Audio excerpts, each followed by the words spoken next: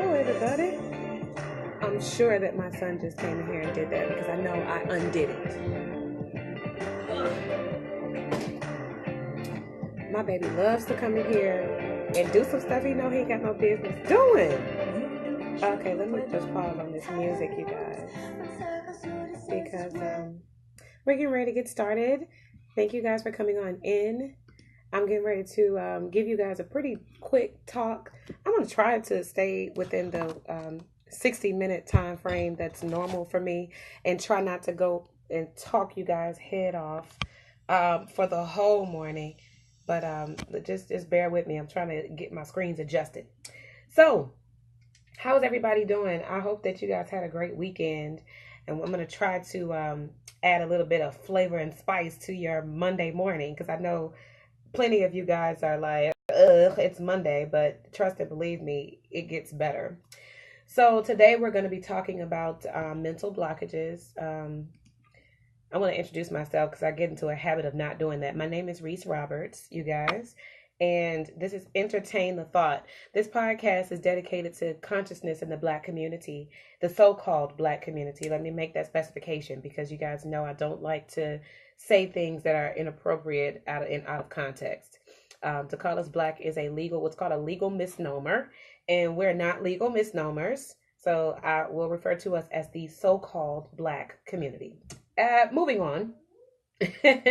Entertain the Thought is about consciousness in our community and about how we can change the way we think about certain things to sort of uplift ourselves in our social atmosphere.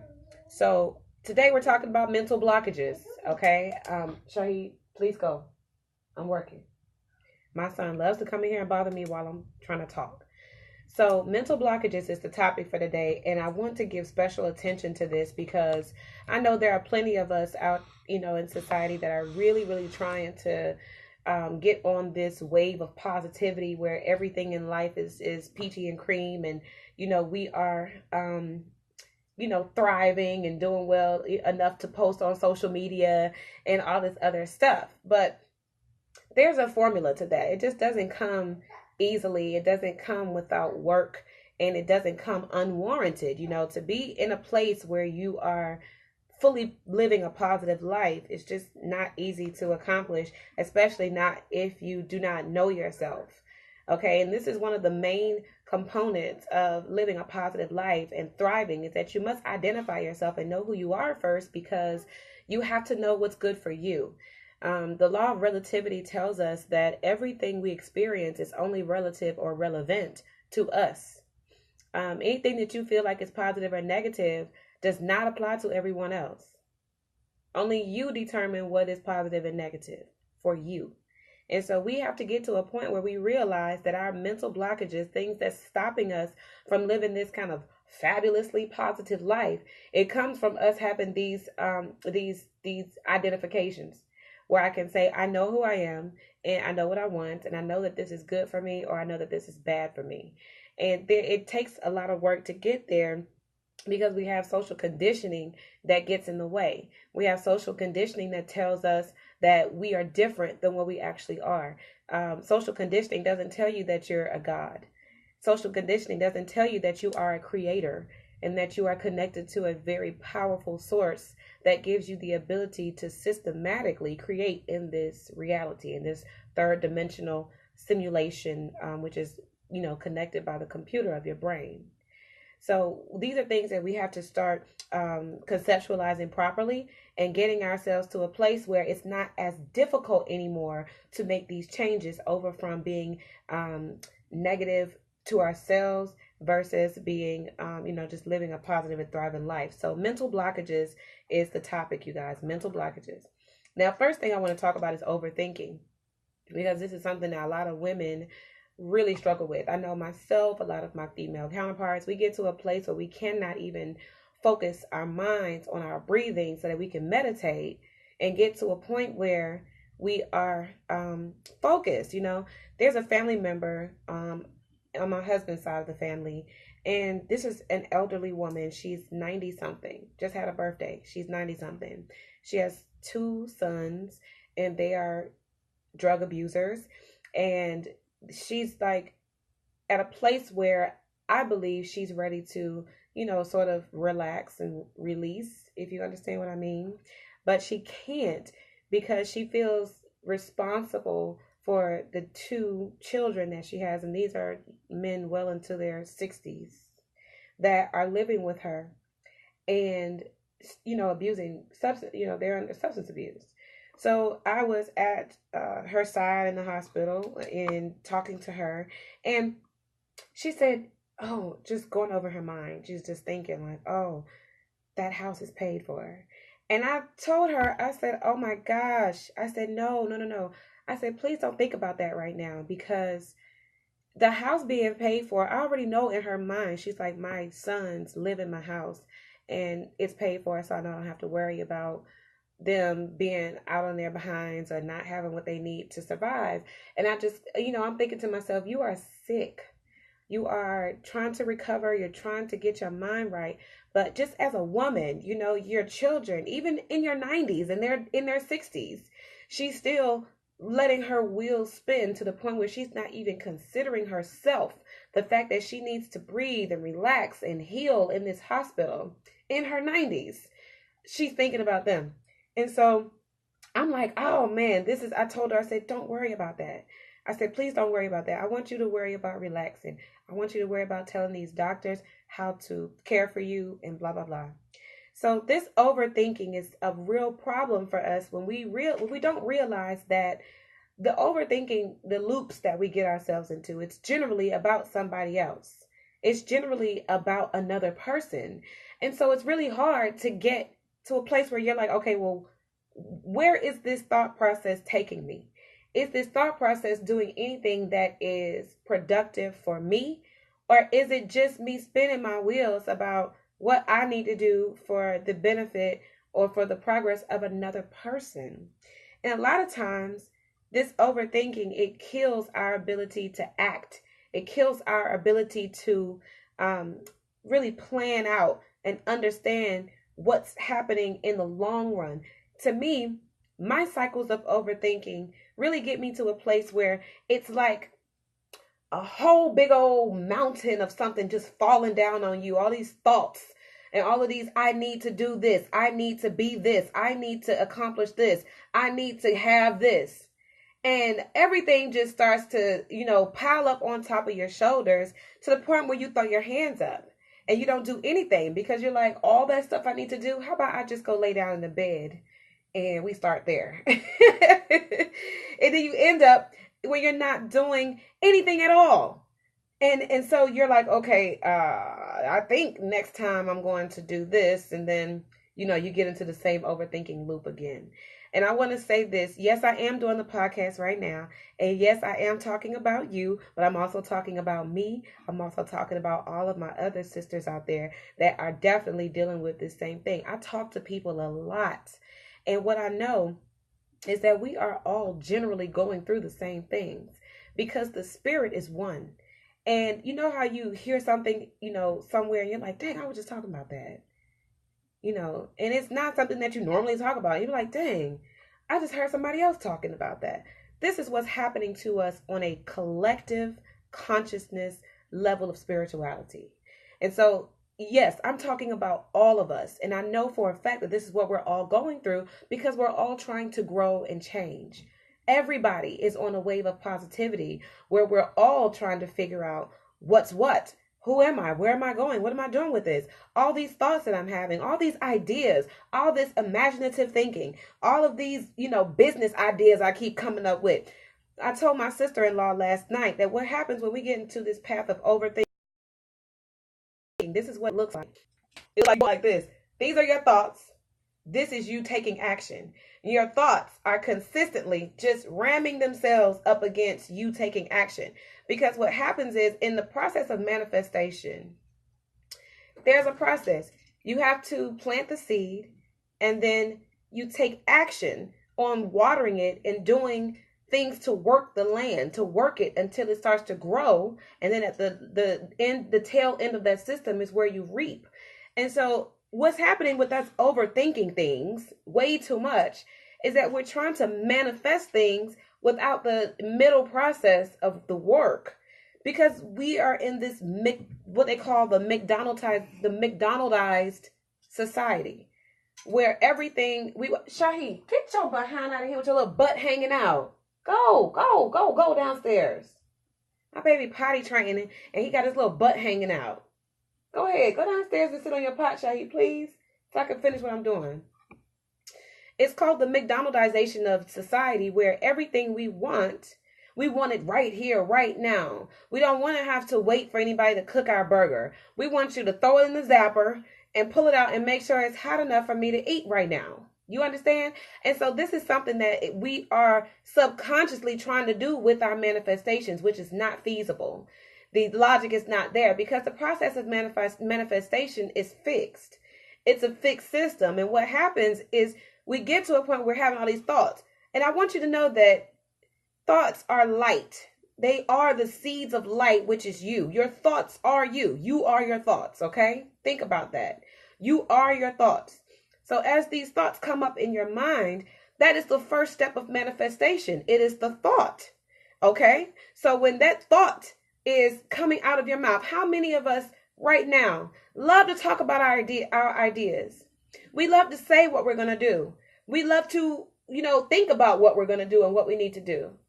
Because that's the second step of our manifestation process. You think it and then you speak it, okay?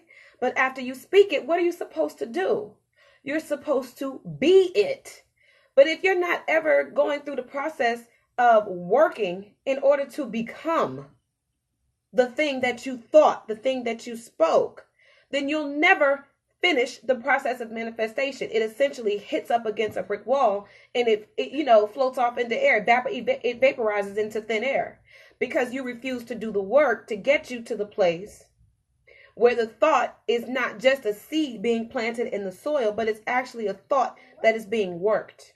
There's actually some effort, some action, some energy being poured onto that seed to water it to the point where it will grow. I think it's really interesting because all of these things happen inside of our imagination. We're not doing this outside of ourselves. The process of manifestation, a good friend of mine said this to me one time. He's a consultant. And I was asking him, what is it that gives you passion about what you're doing? What makes it interesting? And he said, Sharice, you have to understand that work I do, we are making things up as we go along every day. Everybody in society, all you're doing is just making things up as you go along. Everything that you're doing, everything that you're pursuing, everything that you're learning, these are things that you're making up in your mind. You're making it up in your mind as you go along that you want to do this, or that you want to learn this, or that you want to know this, so to speak. So it's an imaginative world where we create these mental blockages.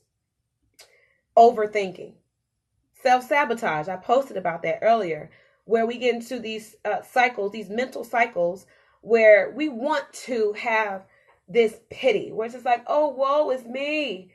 Oh, I can't move on because a lady that I don't know, she reached out to me to ask me about a man that she said he ruined her. And I said, he ruined you? I didn't even ask her what happened, but she was asking me about why I unfollowed the guy and what kind of relationship I had with him, asking me if I had, if he ruined me. And I was like, no, ma'am, ain't no man ruined me. No, he did not ruin me. I'm going to tell you what you got to realize. I said, you got to let that go. Why are you coming to ask me about my interaction with this person and wanting to know if he did something else? I said, you're putting yourself into this self-sabotage, this self-pity, where you are seeking out the pain. You're looking for the pain. There are a lot of women who do that. You get into a situation where you feel like you were wronged by a man. I went back and talked to the dude. I reached out to him. And I said, what you do to this woman? Why you got this woman inboxing me trying to ask me if I'm, interacting with you like that? And I said, did you have sex with her? And he was like, yeah, I had sex with her, but she wanted more. and I didn't want to go there. And I was like, oh, see, now this ain't gonna happen. This ain't right. You know, this woman had sex with this man, and he didn't want what she wanted, which I'm pretty sure she did not take enough time to come to that conclusion if they wanted the same things. She probably just allowed herself to fall into this imaginative place where fairy tales come true, and you give some ass to a man and then he fall in love with you. Ladies, that don't work. Just because you give him some ass, he's not gonna fall in love with you just because you gave him some ass. So I guess this is what was going on in her mind. And here's where she gets into this self-sabotage, where she allowed this to happen. She allowed herself to get into a situation where she was not being valued. I'm pretty sure she knew that that man didn't want nothing with her. Or he didn't express that he did, because that's what he said to me. Maybe. He could be lying. Somebody could be lying. But from where I'm sitting, it was just a situation where she should have broken out and just say, you know what? I had sex with him. He didn't rape me. I willingly did that. He didn't want nothing more. And I should have waited to verify. If I wanted something more, I should have waited to verify that he wanted something more too before I jumped in the sack with that man. But now you get to a point where that's not the case. So now you want to self-pity and you want to self-sabotage and throw yourself into this loop of, I'm not enough. How many women did he sabotage? How many women did he ruin? He didn't ruin me, baby girl, because I know how to count my losses and move on. If a man had sex with me and I thought that he was going to be more and he turned out not to be nothing, am I getting ready to go and investigate all of the women that unfollowed him and see why they unfollowed him? So that I can sit there in a circle of self-pity with that woman and say, well, what did he do to you? Because this is what he did to me. But did he do it like this to you? Because he did it like this to me? No, ma'am. No, ma'am. That's not where we're going with the circle of self-pity and self-sabotage. You can harp on every mistake that you made. You can harp on every mistake that you made just like that and create your own mental blockage. I told that woman to move the hell on. Move on. Because clearly that was a mistake. That was not what you intended to do, baby girl. And you need to move on. Because the longer you sit here and spend your time and spin your wheels trying to figure out what this man did, what kind of wake did he leave with a whole bunch of ruined and sabotaged women, is that going to make you feel better? Is that going to make you move on? Is that going to make you fall in love with someone else? Is that going to bring you happiness? Is that going to bring your life joy? To sit there and harp on your mistake about you having sex with somebody that didn't want nothing with you? No. Don't be asking me no questions about what this man did to me. He did nothing to me. Because I said, that's not a very open person. And I said, I recognized that he wasn't very open when I first started talking to him, so I unfollowed him. I don't have time to talk to people that are not open. What's the point of me connecting with you and trying to pour into you what I have to pour into you if you're not open to it? See, I know how to count my losses. I spent enough time talking to that man to get to the point where I realized he was not mentally ready for me. If you can't open up and talk to me like two adults, or in a place where we are openly exchanging pieces of ourselves, I don't have nothing to do with you. I don't have any use or no productivity coming out of you. I said, baby girl, I've been unfollowed him. I shouldn't even be talking to you about him right now because I haven't even been following him. You ain't seen me liking that page in weeks, in months. So, again, self-sabotage. But I want to talk about this feeling of overwhelming too.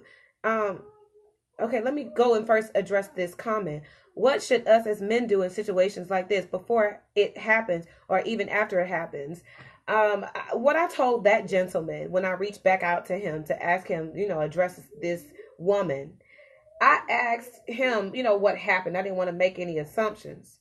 What I told him is that, first of all, from my perspective, it's counterproductive to the movement of, the revolution for us to love ourselves and love one another, for us to be engaging in sexual activities with people that we don't love and care about. And because I am a woman, I recognize that as a woman, when I give my body to a man, especially if he calls himself a friend, and this is what he told me, I'm this woman's friend. I was just trying to be a friend to her. And we had sex. I had continuously told her that I just wanted to be friends. And she still, we still eventually had sex. So the responsibility lies on the man. If you are not going to lift that woman up after you've had sex with her, now, if you calling her a friend, think about this now, gentlemen. If you're calling this woman a friend, and you have sex with that friend, what do you think happens in her mind? We're friends. This has happened to me personally, okay? I had sex with a friend of mine. He was a longtime friend. And in my mind, I kept thinking, he likes me. We are friends, okay? So when I have sex with him and I give him my body, that is a clear indication of an elevation of our relationship. So him engaging in this sexual act with me, that was mutual. He did not rape me. He did not say that he wanted to be in a relationship with me either. But as a woman, I recognize my value is tied to my body and my service of my body. So when he indulged in that as a friend, it, in my mind, was an elevation of our friendship to something more. That's natural. Okay, that's a natural occurrence when you engage in a spiritual act with somebody.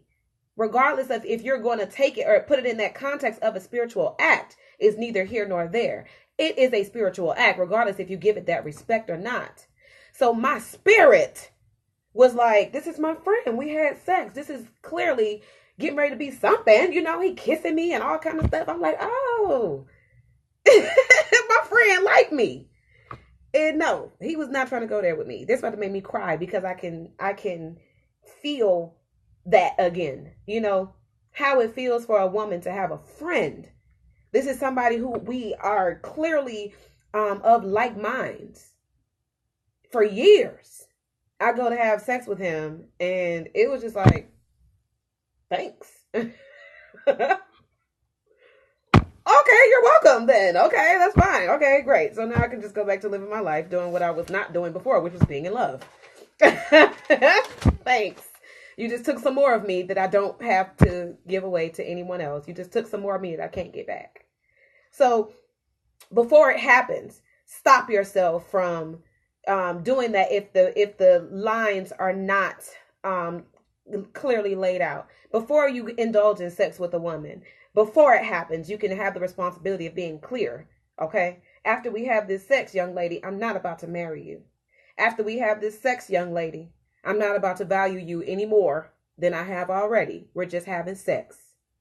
Be clear about that, because a woman doesn't take sex that lightly. I don't care what she says. There are plenty of women out here that's dogging their bodies out and doing all kinds of things under the guise of freedom and liberation, which is fine with me if that's how they want to act. But at the same time, they must recognize that they're committing religious, spiritual acts every single time that they engage that way. And what they're doing is draining themselves until the point where they don't have anything left to give.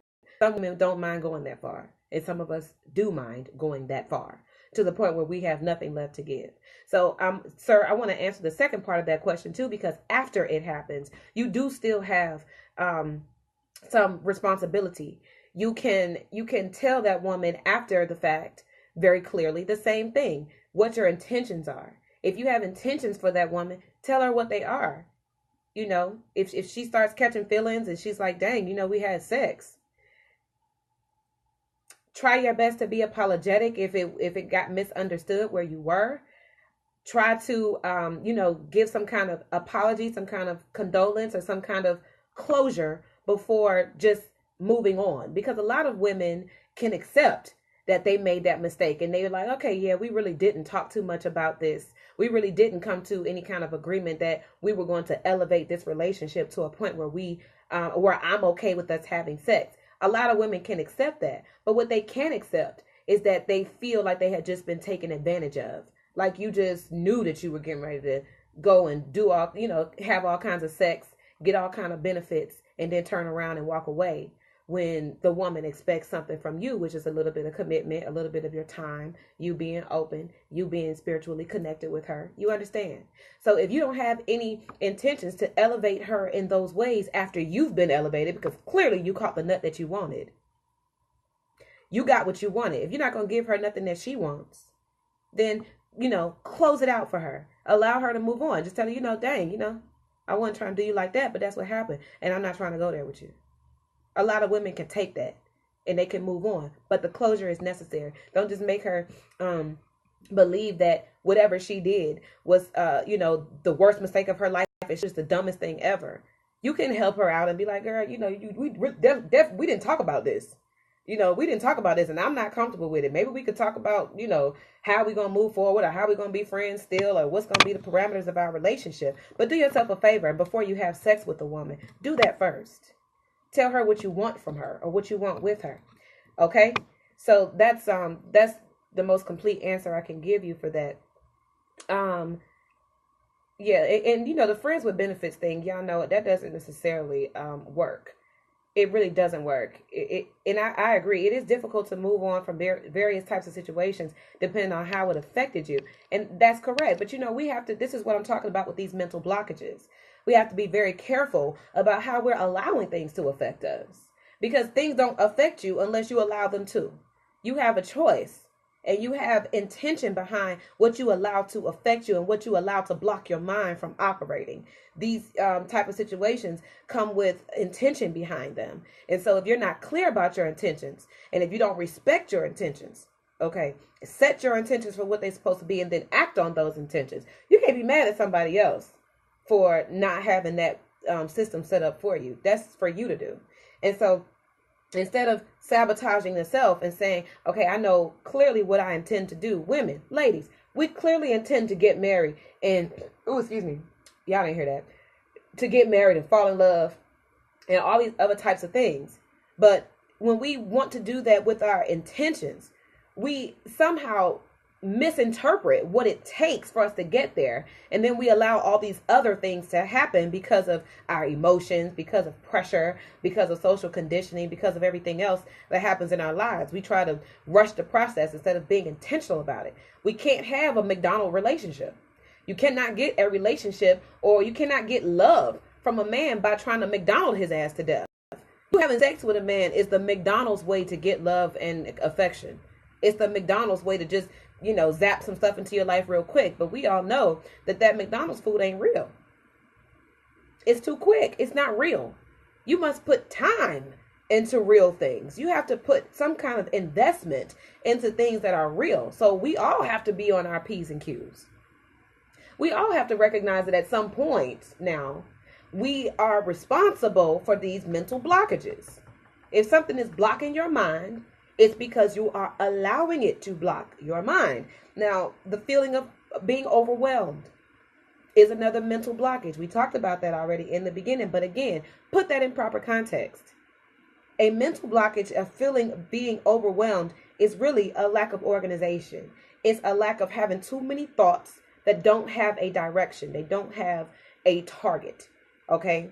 And so I want to talk also about how can we overcome these type of mental blockages, because there are so many different things that we can do by intention to say, okay, mental blockage, it's time for you to go. You have to get on up out of here.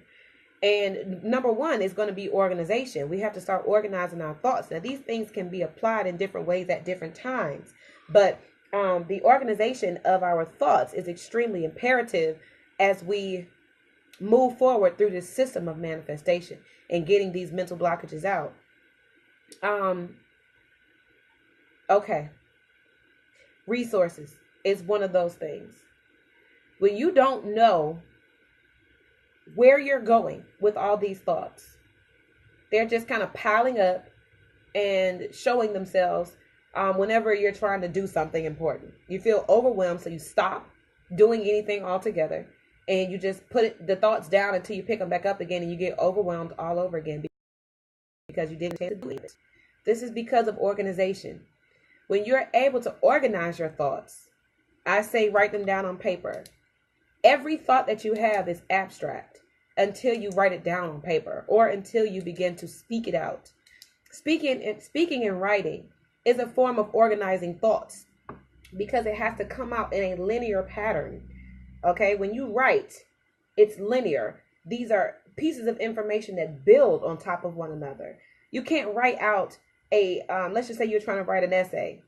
Some people might write the conclusion before they write the body and then the introduction, but that's out of order. That's not organized. When you go to deliver that in speech, in order for anybody to get it, in order for anybody to comprehend, you must start at the beginning of the introduction. You must start at the beginning of the thesis. You must start at the beginning where you introduce information in an orderly fashion. You're writing this out in a linear form, a linear pattern. Then when you get to the end, you must conclude. You go over the introduction of what you introduced and what you observed in your body, and then you conclude and close out.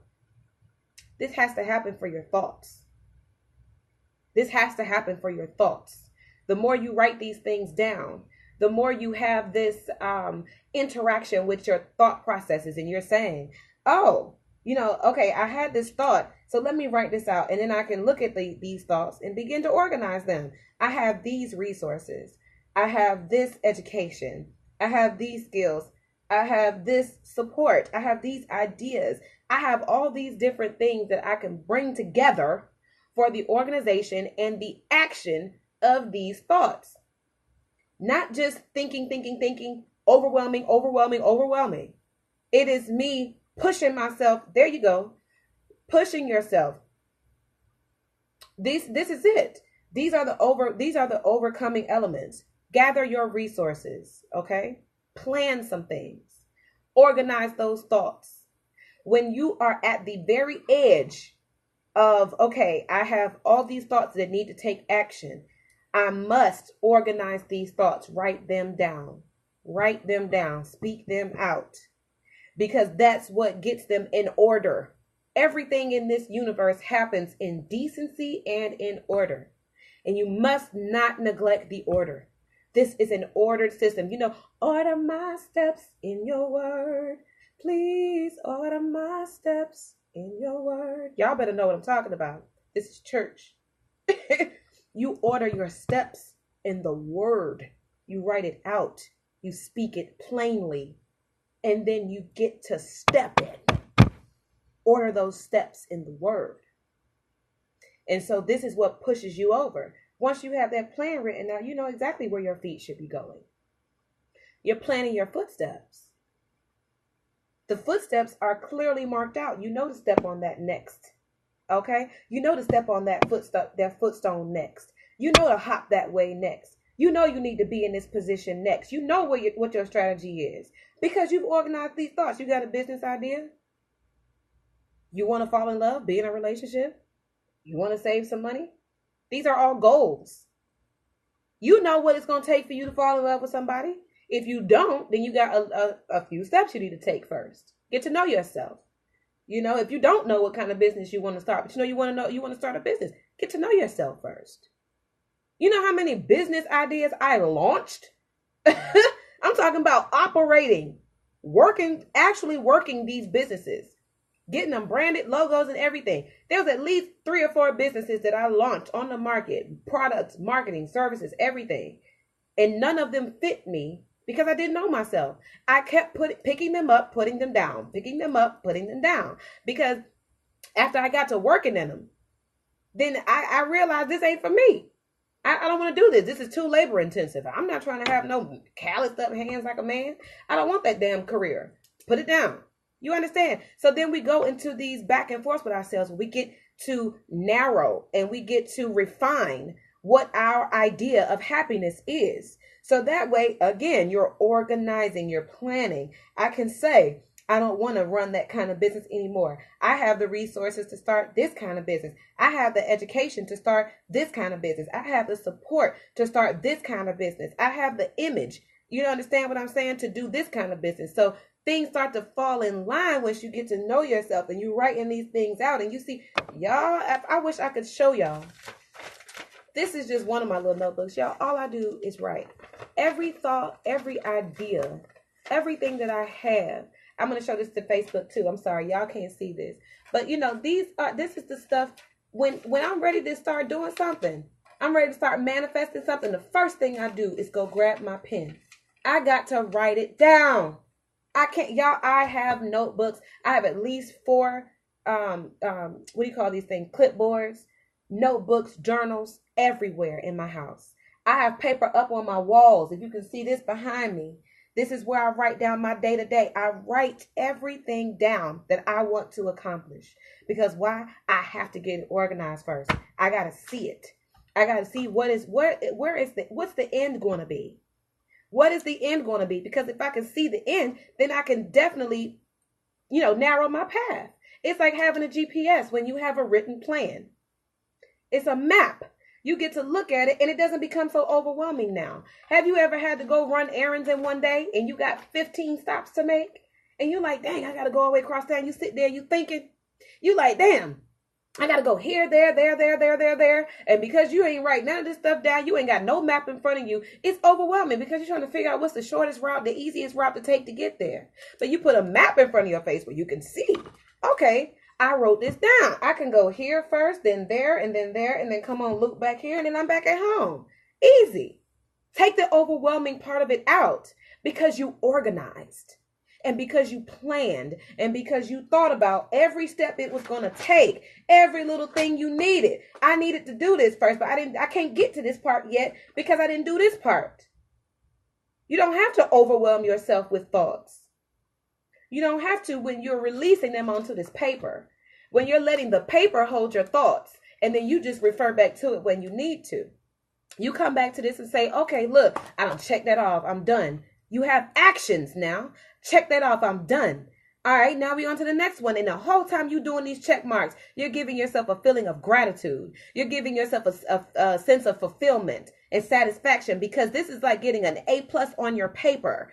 When I check things off of my to-do list, I feel like my teacher just gave me a fat ass A+. I'm talking about 105% because I'm an overachiever. I'm not just getting 1 to 2 things done a day. I'm going down my list, baby. I'm checking this stuff off because what am I doing? I'm manifesting these things. When I get to the end of the list, that is a manifestation that I just accomplished. When I get to the end of this list is where I see the life that I'm trying to create. Because I drew it out. I laid out my lines. I am the architect, the master architect. And when I'm writing this thing down or speaking it out, then I'm able to organize these thoughts into a mode where I'm moving. Okay. And this is how it begins to take shape. This is when the manifestation becomes dense. Okay. This is when the manifestation gets the energy poured into it. And this is when it becomes something. All right, so we're going to go back to what I was talking about, the mental blockages, you guys. Because there are several ways that you can overcome. And I'm going to address that because like you said, it doesn't fit everyone. When you see too many items, you get anxiety due to a lot of items to do. And this is the reason why writing is important. Because even when you have written many things, you could have a list of 20 things you need to do. Break that down. Write that down into a smaller list. Okay, out of all these 20 things I need to do, I clearly can't do them right now. So let me break it down. Let me section this list off into 4 different lists of manageable things I can do at this current moment. I can't do number 19 and number 17, but I can do number 1 and 4 right now. I can create a smaller list. Go into a smaller list and say, well, I can do this right now. Now, when you're looking at a smaller chunk, a smaller piece, because I definitely went through this. And my consultant friend that I told y'all about, he helped me to get through it. He said, Sharice, you do have a lot to do. But what you need to do is manage those goals. You have long-term things that you cannot do right now. Yes, it needs to be planned, but you need to save that for later. Delegate. Organize these thoughts. You can't do everything right now today. So give yourself this is for the month. This is for the next 3 months. This is for the next year. This is for today. It's what I can do right now. And then I will start to slowly, as I'm accomplishing for the day, then I've accomplished for the week, then I've accomplished for the month, then I have accomplished for the year. This is what we're doing to map out our visions. And when the Bible tells you, write the vision and make it plain. This is something that we must know is a form of spiritual. I want to say it better. This is a spiritual tool that we've been given. The ability to write has everything to do with symbology. Do we understand what symbology is? Writing spells.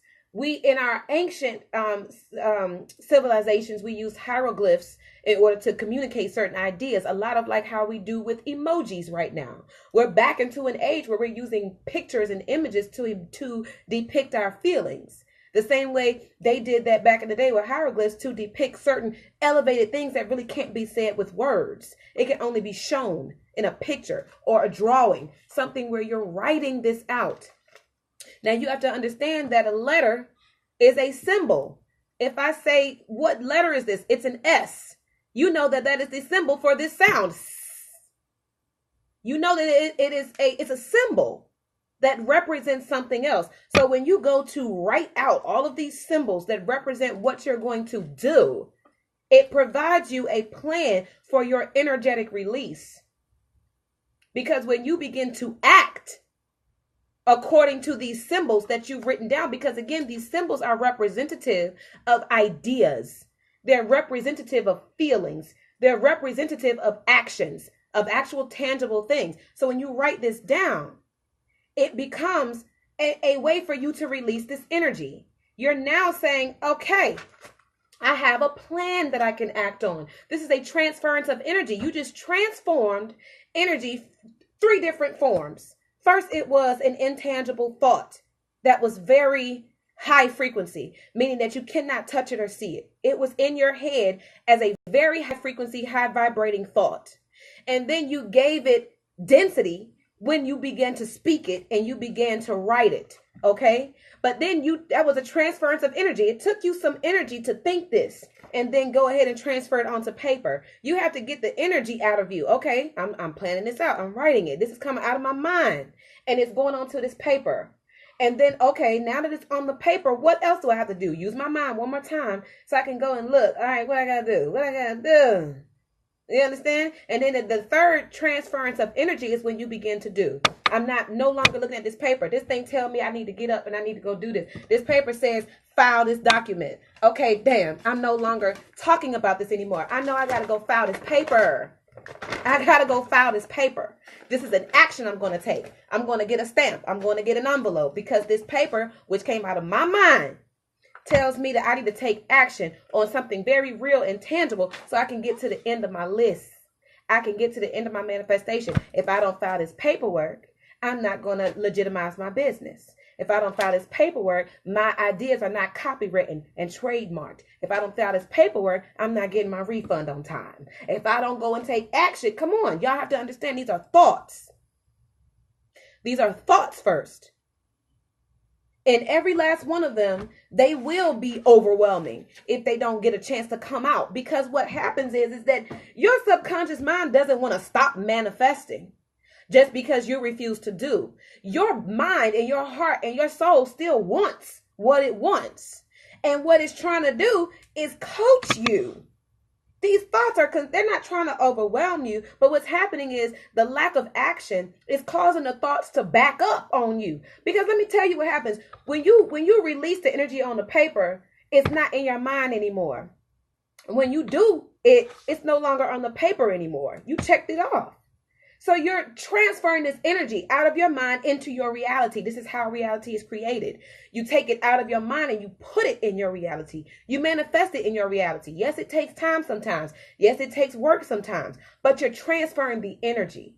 You're saying out of these very high energetic, high vibrational, very fast moving thoughts, they come out of your mind onto the paper where it's still.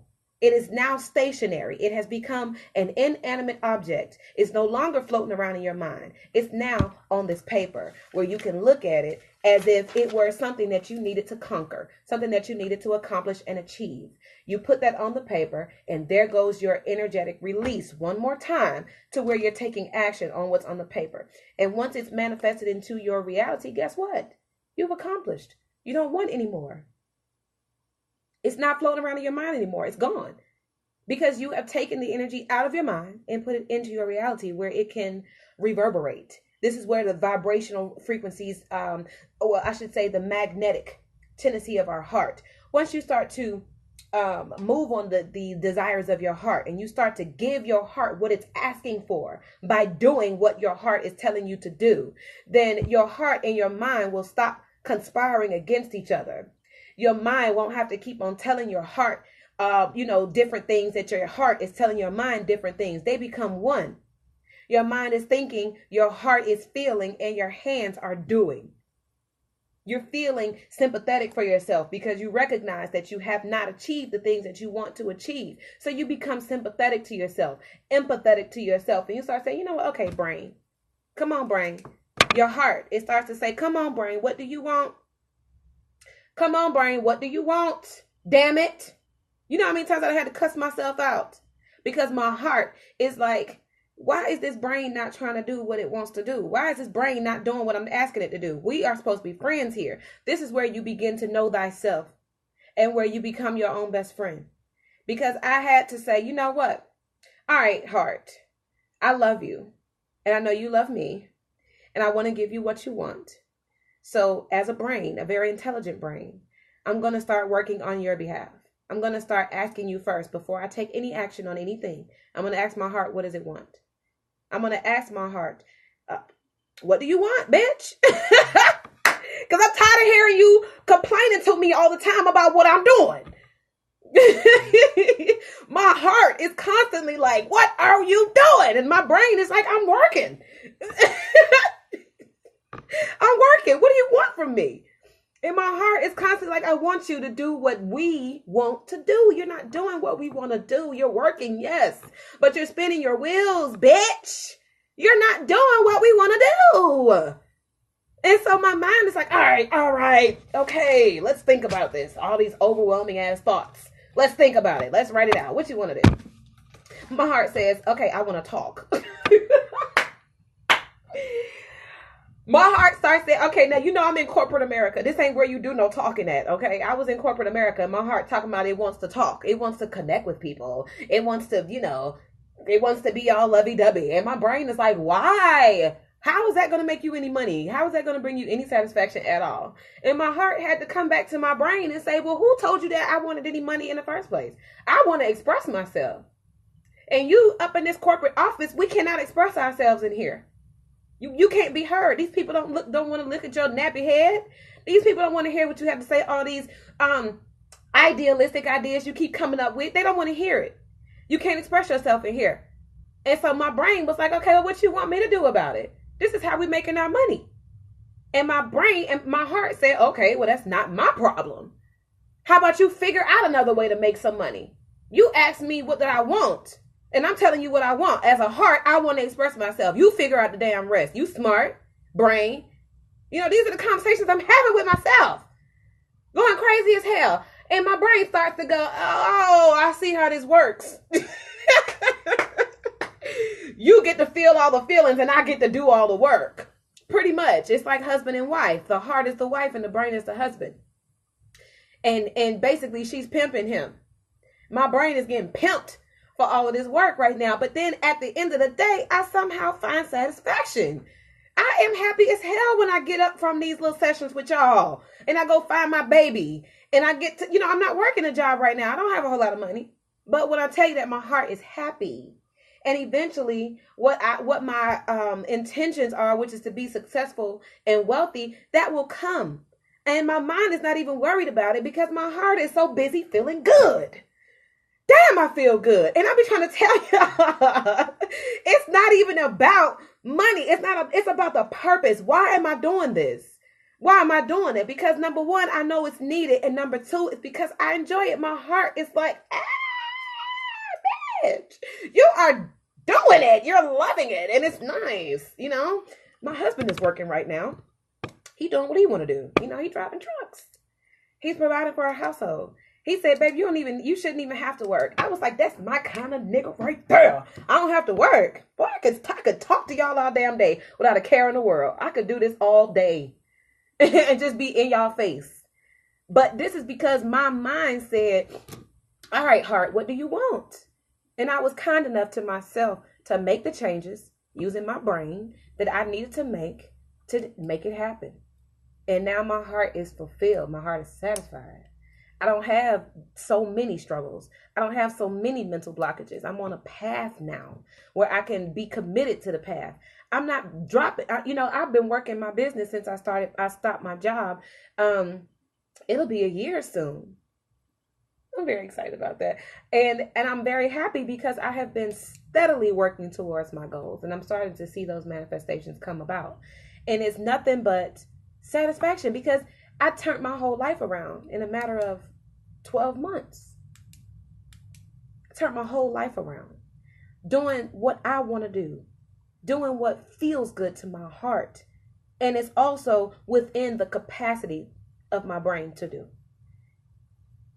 It works. Your brain is a tool. Your heart is a tool for your manifestation process. Your action is a tool. Your words are tools. That pen is a tool. The letters on the paper, they're tools. They're symbolic of mapping out the blueprints of the reality that you're trying to create. It's simple, but it ain't at the same time. And so I want to get this thought across, is that if you want to overcome these mental blockages, plan for them. Plan them out, space them out, delegate to them. Ask your heart, what is it? What do you want? What the hell do you want out of this life? Because if I can't wrap my mind around it to even give it to you, oh dear heart, then all of us is getting ready to be fucked.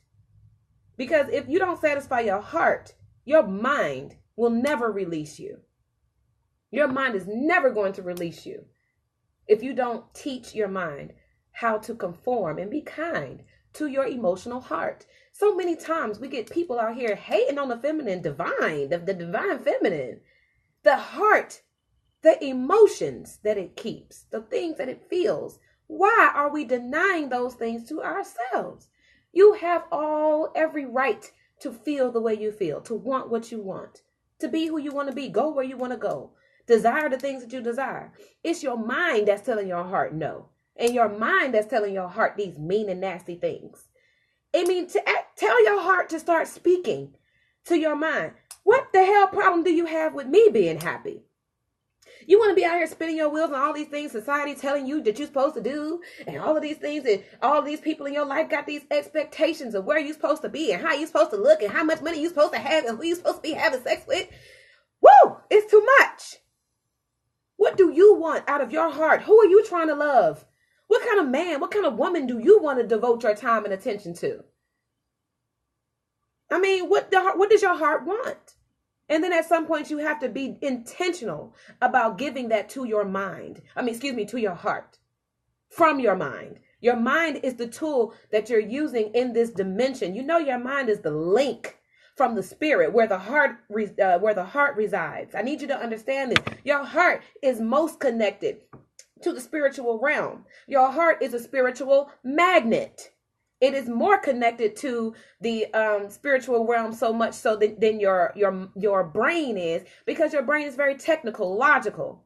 Your brain is a connection because its right hemisphere does have very similar qualities to what the heart, the functionality of the heart actually does, being abstract and creative and having, these emotional tendencies. Your right brain is very it's very parallel to the heart in those ways. And so it's a link, but it's not the same. Your mind also has the left hemisphere where you're now getting into the logic. And this is what creates this overthinking and this self-sabotage and this overwhelming feeling where this logic comes into play. And you have this logic telling you what you can't do. You have this logic telling you the resources that you don't have right now, the support that you don't have right now, how much work it's going to take for you to get $1 million, how much discipline it's going to take for you. It's the logic that's coming to you and telling you, don't even go there. Don't even try to give your heart what it's asking you for, because all that work is going to take, it's going to be too much and you don't feel like it. Oh my God, I got to get up. I got to go network. I got to go meet people that I don't want to talk to, that I don't know. I got to spend money to park. I got to get dressed and put on these heels that I don't want to wear. Oh, and your mind, the logic, the left brain is just going firing off. Oh, all this logic telling you what your heart is not getting ready to want to hear. Your heart is like, okay, here we go again. You telling me that I'm not that important.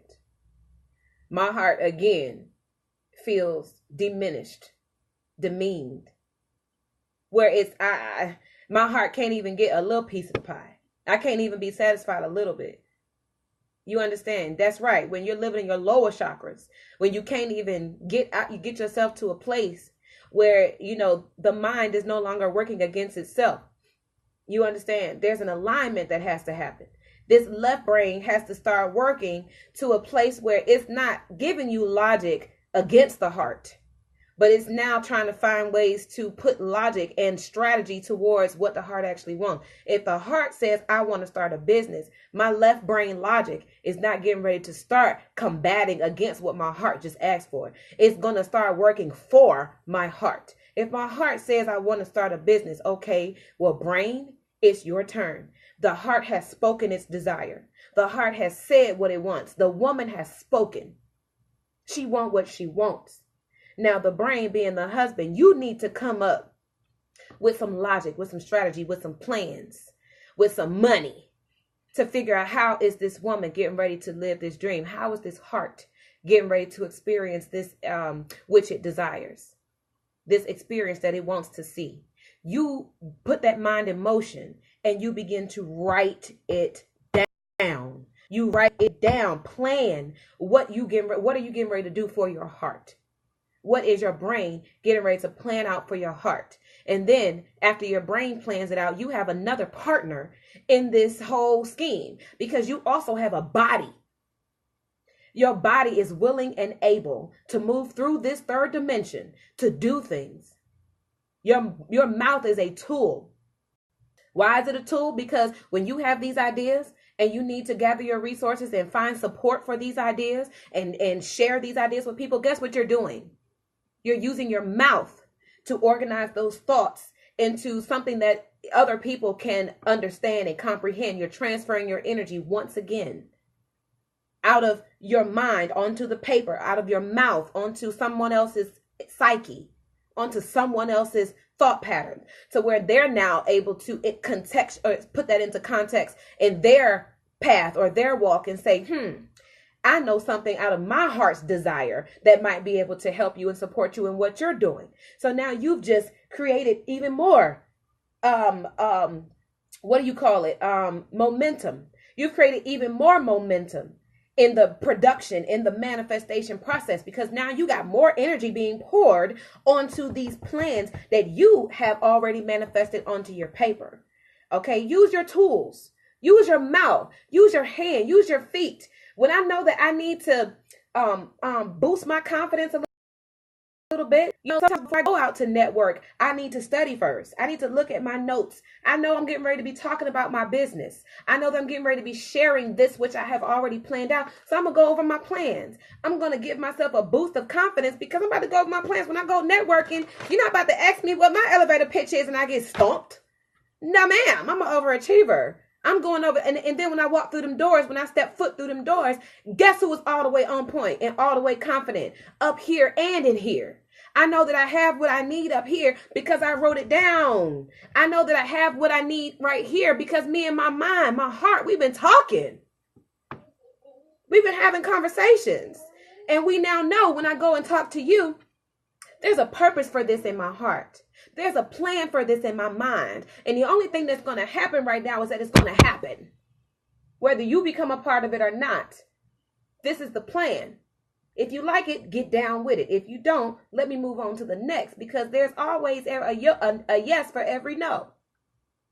There's always, for every 10 no's, that one yes is what you need to progress you on to the next. So this is what we're doing. We're talking to ourselves to a point where our minds and our hearts have now joined. Our minds and our hearts are friends with each other. They're not combating against one another.